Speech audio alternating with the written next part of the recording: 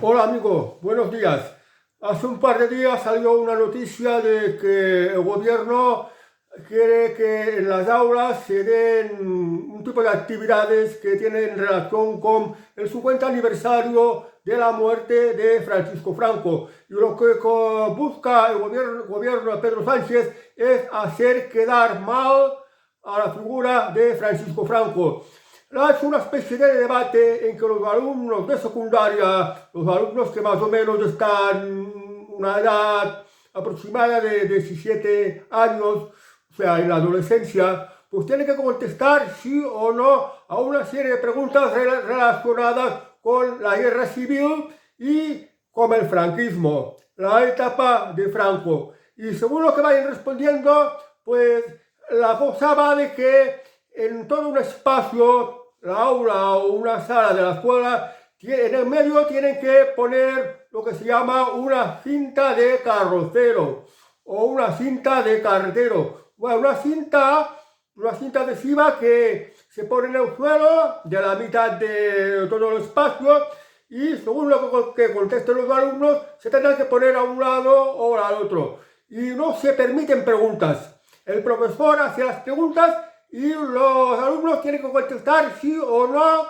y pues no se permite pues debatir, refutar la pregunta, condicionarla, o sea que no busca razonamiento. El gobierno busca pues dividir a los alumnos, observar la tendencia ideológica de los alumnos de forma natural de la que viene de sus propias familias, haciendo pues una actitud sectaria y los alumnos que den respuestas que no sean de acuerdo del gobierno los van pues a marginar. Bueno, os dejo la noticia porque ha salido en varios medios de comunicación y ahora os dejo como una captura de pantalla que ha salido en OC Diario, que comenta la noticia y que salen las preguntas que luego yo os la voy a responder. Os lo dejo para que lo veáis y luego seguiremos hablando sobre este importante tema que afecta a la educación de nuestros alumnos.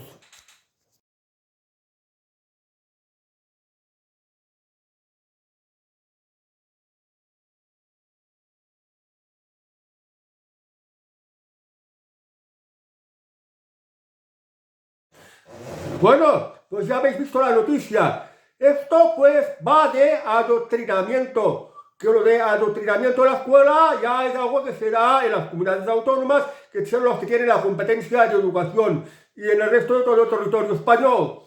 Pues fijaos una cosa, en Cataluña se ha marginado mucho al español, se persigue mucho a los alumnos que hablan en español, se fomenta mucho el árabe, y la historia se explica de una manera muy condicionada. Pero bueno, antes de continuar, voy a ver las preguntas básicas que se han hecho. Y esto viene también porque esta ley que se logró recientemente de memoria democrática, memoria de no sé qué, porque hay tantas leyes de estas de las memorias que más bien es una mala memoria, que no se busca olvidar al pasado, sino recordarlo en el sentido de buscar más enfrentamientos. Bueno, tengo aquí en mi tableta las preguntas que ahora las voy a contestar yo desde mi punto de vista, parte por parte. Vamos a ver. Aquí tengo el listado de las preguntas. ¿Los podéis ver? Bueno, pues las voy a mirar. La primera pregunta. La guerra civil de 1936 estalló porque había muchos enfrentamientos en las calles durante la República. Os recuerdo que hay que responder a las preguntas de sí o no. Y que, bueno, en este caso la primera pregunta os respondo que sí hubo muchos enfrentamientos, porque había muchas huelgas. Tenemos que recordar, por ejemplo, el asesinato de Cabo Sotelo. Había, pues, muchos desórdenes públicos en las calles. Había miedo, había piquetes, se perseguían a curas. En fin, sí, había mucho enfrentamiento y esto ya es lo que precipitó la guerra civil. Sobre todo se precipitó por el asesinato de Cabo Sotelo, que creo que Dolores Ibarruri, que era diputado comunista, u otros diputados comunistas, les dijeron que su muerte estaba próxima. O sea que la muerte del líder de la derecha, Cabo Sotelo, José Cabo Sotelo, ya era una muerte anunciada. Y de la crónica de esta muerte anunciada, pues llevó a la guerra civil. Los militares se rebelaron porque dijeron que este orden de cosas, este caos total, estas injusticias no podían seguir más en España. La segunda pregunta. En la guerra civil mataron tanto unos como otros, fueran de bando que fueron, pues sí, ciertamente se mataron, claro, en una guerra se matan de un bando y del otro. No tenemos que obviar que se mataron a miles de religiosos, a miles de curas. Cuando empezó la guerra civil, por ejemplo, cuando el ejército de África desembarcó a España y, por ejemplo, para tomar Extremadura por parte del general Juan Llague, pues la tomó fácilmente y allí quedaron muchas personas que eran de izquierdas y no se sabía qué hacer con esta gente porque ya debían de avanzar hacia Madrid y el general Juan Llague, por ejemplo, en Extremadura ordenó el fusilamiento de 5.000 o 8.000 milicianos de izquierdas, porque dijo que no podía dejar pues la parte ocupada, que el enemigo estuviera suelto por ahí y fuera un peligro para las tropas nacionales que se habían alzado contra la República, ya que tenían que ir en socorro a los sitiados de las Alcázar de Toledo y a la toma de Madrid. Y bueno, por parte de los republicanos, pues también hubiera muchas represalias. Cuando empezó la guerra, pues por ejemplo los asesinatos de Paracuellos, las checas, esta especie de cárceles donde se metían a las personas que no eran de izquierdas, se las torturaban y se las asesinaban sin un juicio justo, lo pasaron muy bien. Otra pregunta, si la guerra hubiera ganado la República, ¿habría existido la misma represión que con el franquismo? Pregunta que hay que contestar sí o no. Bueno, pues yo creo que si hubiera ganado la República, hubiera habido peor represión. Cuando se acabó la guerra civil, las primeras semanas, los 2 o 3 primeros meses, fueron meses de mucha persecución contra los rojos, contra los que estaban con la República. Y bueno, ya a partir de los 3 meses, ya Franco pudo tener la situación un poco más controlada y ya hizo que los juicios pues se juzgaran de una forma pues como debe de hacerse. Hacer un juicio antes de condenar a una persona, sea a muerte, sea a prisión o a absolverla. Claro, había muchísimas gente de izquierdas. Ya dijo Franco aquello de que, bueno, se decía en el bando de Franco, aquello de la generosidad de Franco perdonará a los españoles que se entreguen sin las manos manchadas de sangre. Los españoles que tuvieron la mala suerte de estar en el bando republicano, si no tenían delitos de sangre, pues no tenían de qué temer. Pero claro, había muchos dirigentes que estaban alineados con la República, fueran de sindicatos, de partidos políticos, de comisarios políticos, de jerarcas del ejército republicano, y todos estos pues tenían que responder con la correspondiente pena. Y bueno, una de las penas que les puso a los prisioneros republicanos Franco, pues fue, por ejemplo, la construcción de la Basílica del Valle de los Caídos, la reconstrucción de obras públicas, que aunque eran presos, percibían una parte pequeña de sueldo que servía para mantenerse ellos mismos y para mantener a sus familias, que sus familias pues eran inocentes de estos hechos de la guerra civil. Además, yo creo que si hubiera ganado la República, hubiera sido peor la represión, porque con Franco la represión era básicamente la primera década más o menos. Luego Franco ya lo tenía todo controlado, porque no hay que olvidar que había la guerra civil, había la resistencia, había esta resistencia que esperaba pues que los aliados ganaran contra Hitler, luego pues que en España se metieran como España y no volviera a la República, cosa que al final no ocurrió. Por eso había estas resistencias, que eran los maquis, por ejemplo. Pero los últimos años de Franco, la última década de Franco, fue una etapa en la que España, desde que acabó la guerra, que estaba en la completa miseria, estaba prácticamente en la Edad Media, y con mucho analfabetismo, a la muerte de Franco, España llegó a ser la octava potencia mundial, económica mundial, la octava potencia económica mundial. Y los españoles gozaban de muy alto nivel de bienestar. Mientras si hubiera ganado la República, pues hubiera ocurrido lo mismo que estos países de Europa que cayeron bajo influencia comunista, bajo órbita comunista.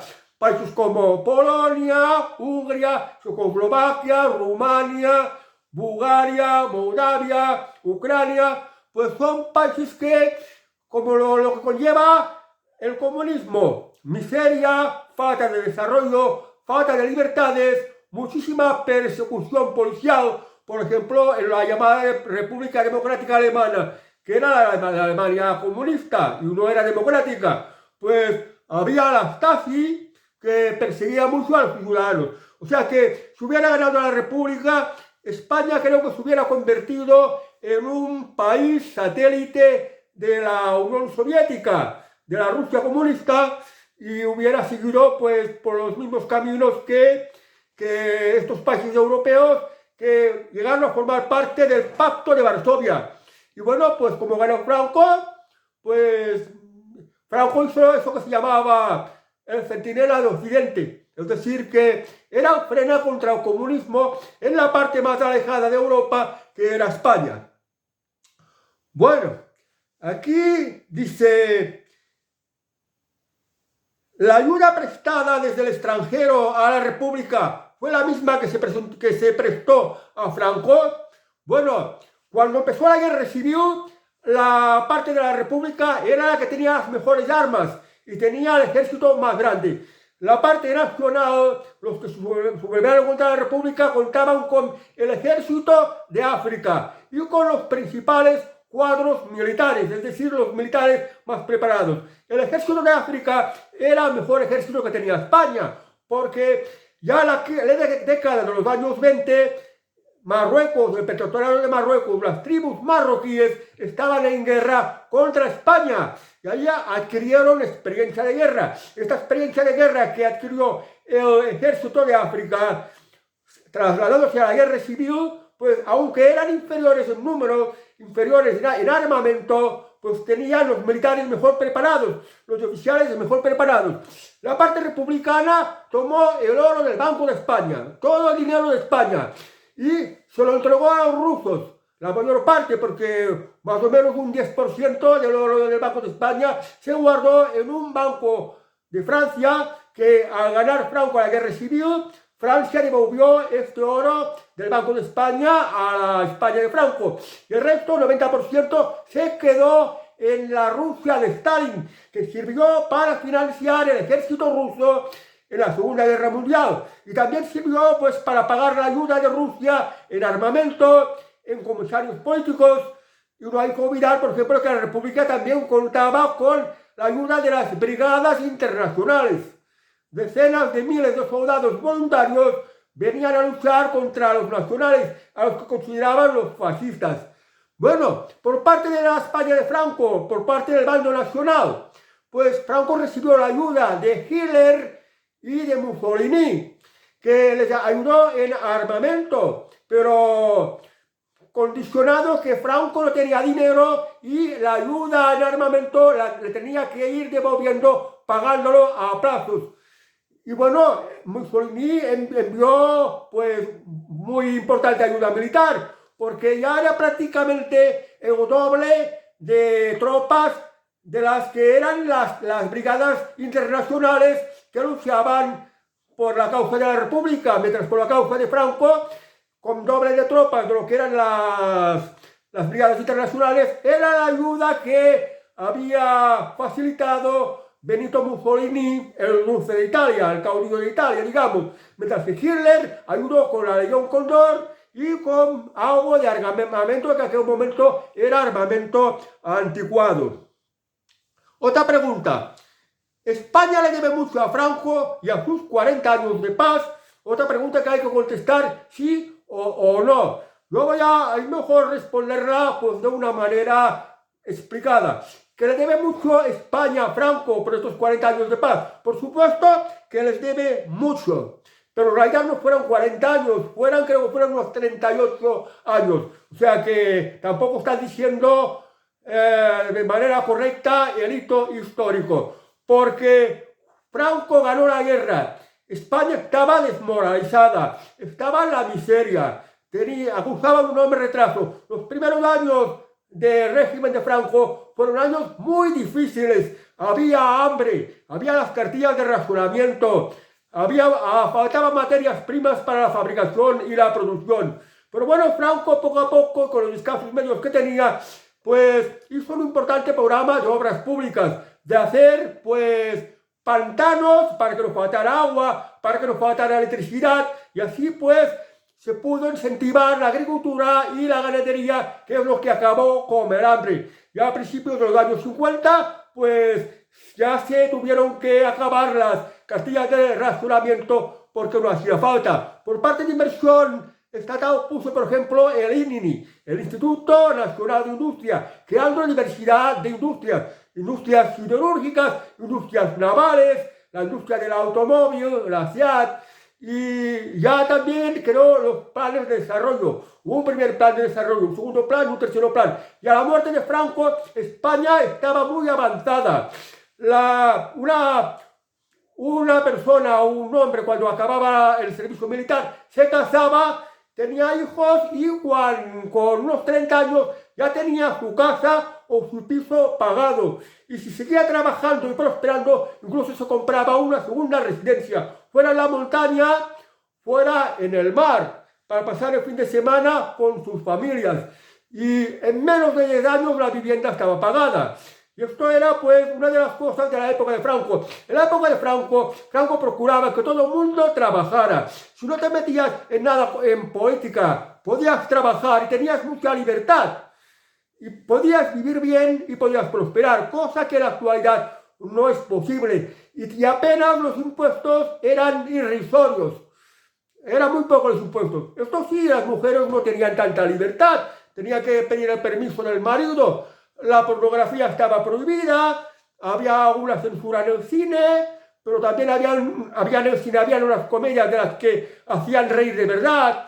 Paco Martínez Soria, Alfredo Landa, en todas las películas de Mariano Ozores.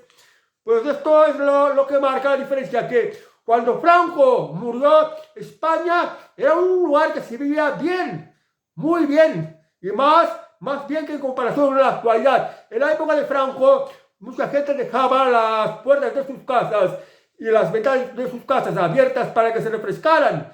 Y no había delincuencia, no entraba nadie. La delincuencia era mínima, había mucho orden. Hoy la delincuencia se fomenta desde el gobierno. No se persiguen a los delincuentes, se permite la ocupación, no se respeta la propiedad privada. O sea que con Franco se puede decir que se vivía mucho mejor. O sea que sí se le debe mucho a Franco por estos, que aquí dice 40 años, pero en realidad fueron 38. Otra pregunta. ¿Las mujeres fueron tratadas de igual modo en los diversos regímenes desde 1931 en adelante? Bueno, el tema de las mujeres es que en el año 1931, ya a principios de los años 30, el rey Alfonso XIII tuvo que marchar de España y se instauró la República, la Segunda República Española. Y con la Segunda República Española se consideró el derecho de voto a las mujeres. Vale, fijaos una cosa, los partidos de izquierda decían no al derecho de voto a las mujeres. Los partidos de derecha decían que sí. Claro, los partidos de izquierda decían que las mujeres eran mucho de ir al confesionario, a la iglesia, a confesarse. Y ahí, lógicamente, los curas, a la iglesia, les iban a decir que no votaran a los partidos de izquierdas.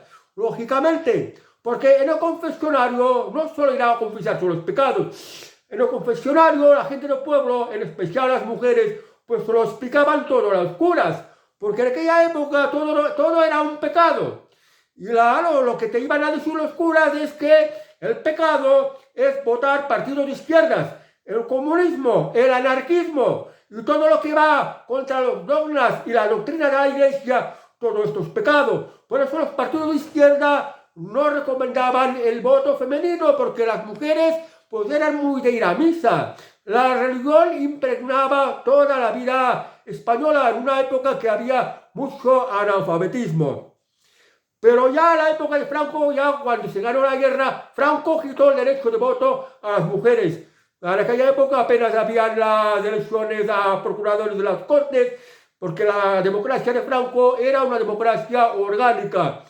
Y los referéndums, el referéndum a la jefatura del Estado para elegir a don Juan Carlos como futuro rey de España. Pero ya cuando Juan Carlos llega a ser el jefe del Estado, el rey de España tras la muerte de Franco, pues da paso a unas leyes que restablecen la democracia en España. Y vienen las cortes constitucionales, las que elaboran la Constitución, pero bueno, ya las primeras elecciones generales de 1977, ya las mujeres ya tenían derecho a voto. Quiero decir que desde que Juan Carlos trajo la democracia a España, las mujeres tuvieron derecho a voto. Ahora bien, hasta las épocas actuales, con estas cosas de las clasificaciones de género, hombre-mujer, se ha dado discriminación positiva a favor de la mujer. Se hacen leyes a favor de la mujer. Una mujer, por ejemplo, puede poner una denuncia, aunque sea falsa, aunque no tengan pruebas, y el hombre acaba en condena.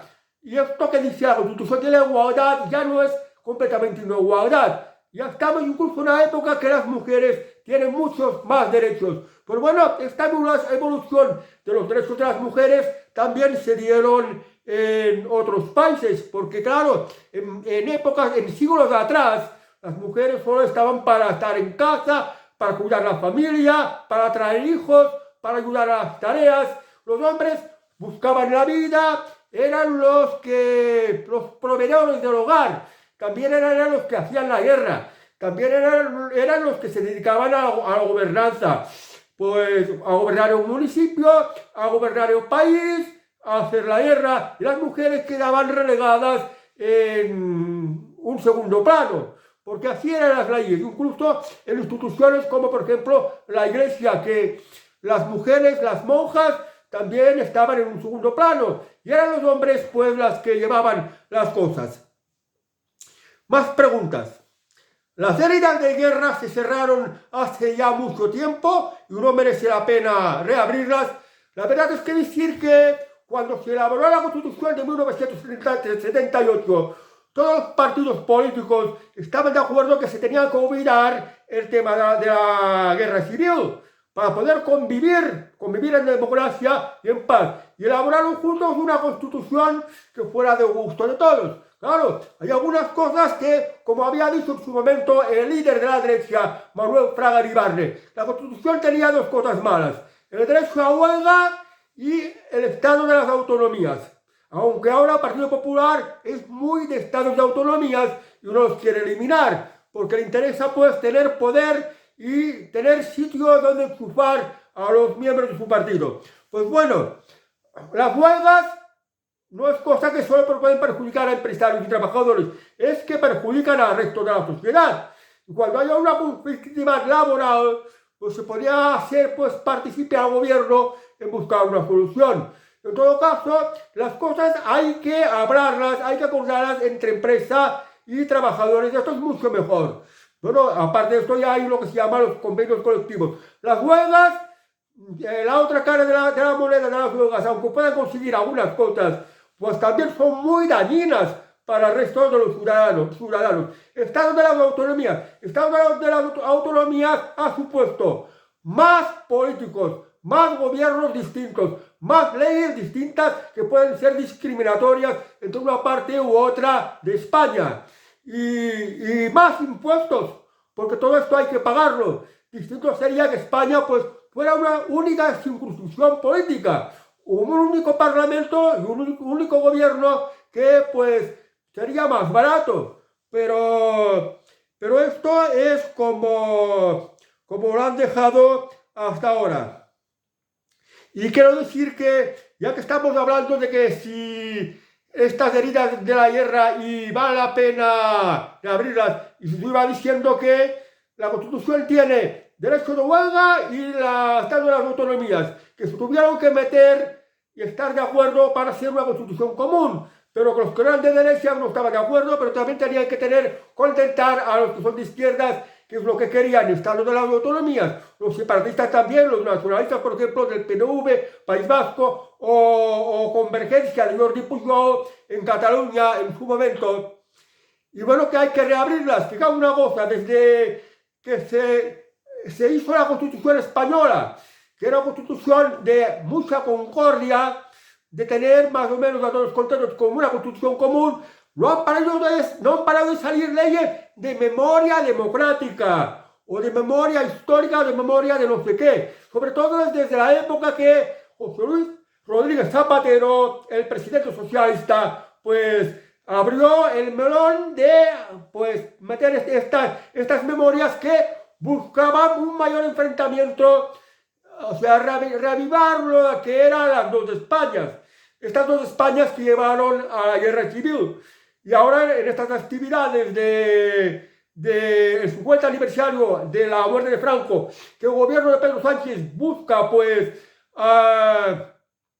hacer quedar mal la figura de Franco y seguir teniendo a los españoles divididos y enfrentados, pues deriva de estas leyes recientes de memorias que no deberían de haber. Ya, por ejemplo, Vox dice que estas leyes de memoria histórica hay que quitarlas. Y el Partido Popular también va un poco en esta línea, pero fijaos una cosa, el Partido Socialista de Pedro Sánchez quiere dinamitar la Cruz del Valle de los Caídos, quiere dinamitar la Basílica del Valle de los Caídos, la cruz más grande que hay de toda la cristiandad.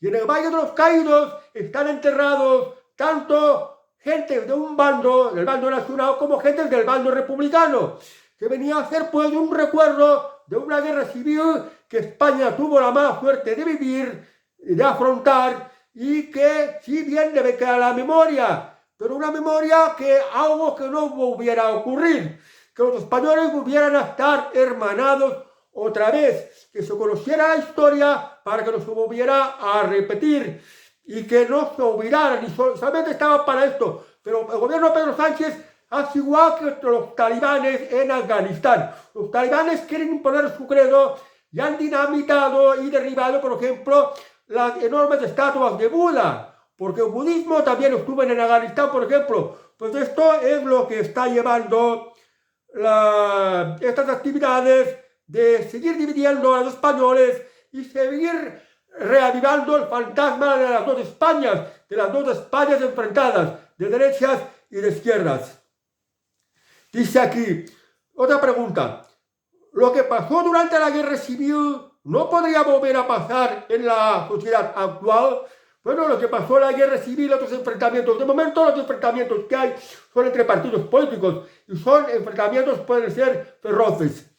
Pero si volvería a haber un enfrentamiento como aquel de la guerra civil, bueno, si separara Cataluña, si separara País Vasco, quizás podría haber un enfrentamiento de los que están a favor de seguir en la unidad de España o los que están a favor de determinada independencia. Pero bueno, lo que se está haciendo en la actualidad, hoy los partidos políticos no son divididos entre derechas y izquierdas, sino más bien entre globalistas y patriotas. Las políticas globalistas, Partido Socialista Obrero Español, Partido Popular, separatistas, comunistas, buscan, por ejemplo, el reemplazo de la población española, porque en la última década, por ejemplo, millones de inmigrantes, muchísimos inmigrantes ilegales, han invadido España con el consentimiento de estos gobiernos globalistas, y esta población inmigrante va a reemplazar la población española. Si pudiera haber una guerra aquí en España en el futuro, pues pudiera ser una guerra entre españoles o españoles de origen, auténticos hijos de España, contra invasores inmigrantes que se quieran adueñar de España, que se quieran aprovechar de España y que no sienten a España como una patria, sino algo de la que aprovecharse. Yo creo que aquí habrían dos grupos que se podrían enfrentar unos a otros en el futuro si hubiera una posible guerra, porque las guerras son posibles todavía. El testimonio está, por ejemplo, en Ucrania, está hace unos pocos lustros en el caso de Yugoslavia, y está pues de reciente entre Palestina y Israel, en la Franja de Gaza. Yo no digo totalmente de que sea imposible una guerra, es posible que sea, pero también podría ser un tipo de guerra de guerrillas, porque no hay que olvidar ahora que en muchos lugares de Europa hay muchas zonas que llaman zonas no-go, quiere decir zonas de no ir, porque allí se han instalado unas mafias que no están bajo control del Estado. Mafias controladas por una inmigración mafiosa que quieren poner su cultura, su religión, su modo de vida, se quieren poner sobre el resto de la población y dar lugar a muchísima delincuencia. Y esto ya está ocurriendo en muchas grandes ciudades de Europa y acabará ocurriendo también aquí en España, donde, por ejemplo, las mujeres no pueden ir tranquilas por la calle. Por la noche no se puede salir. Tienes que tener las puertas muy cerradas porque cualquiera de tus de afuera se puede meter en tu casa y el gobierno, por ejemplo, de Sánchez le favorece, como está favoreciendo la ocupación. Y esto puede llevar a tanta indignación que puede derivar en una guerra. Pero ya no creo una guerra de españoles contra españoles, sino una guerra de españoles contra inmigrantes o contra grupos de origen inmigrante que no comulgan con los valores y la manera de ser de los españoles.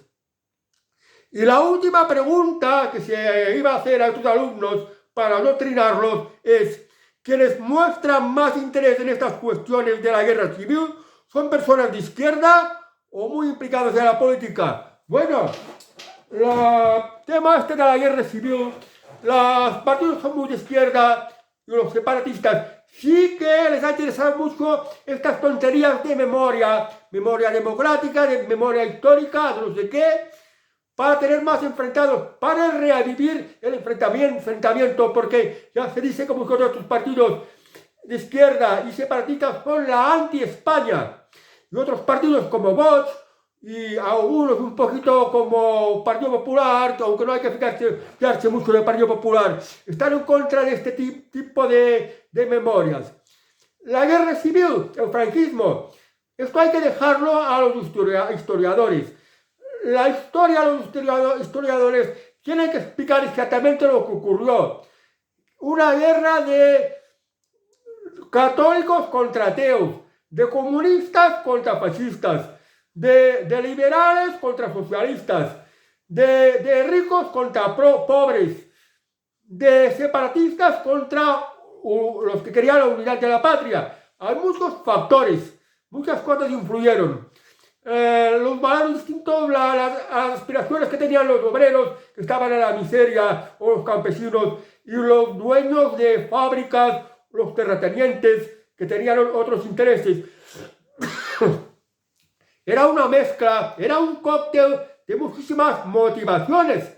Y los historiadores pues tienen que explicar bien los antecedentes y las consecuencias de cada cosa, pero explicarlo con veracidad, explicarlo pues de manera neutral, de manera imparcial, que abra el debate pues también para poder hablar en libertad sobre este tema y que a nadie se tenga que reprimir, que no sea adoctrinamiento, sino exposición de la verdad. Y a los alumnos actuales en España lo que están haciendo es adoctrinaros.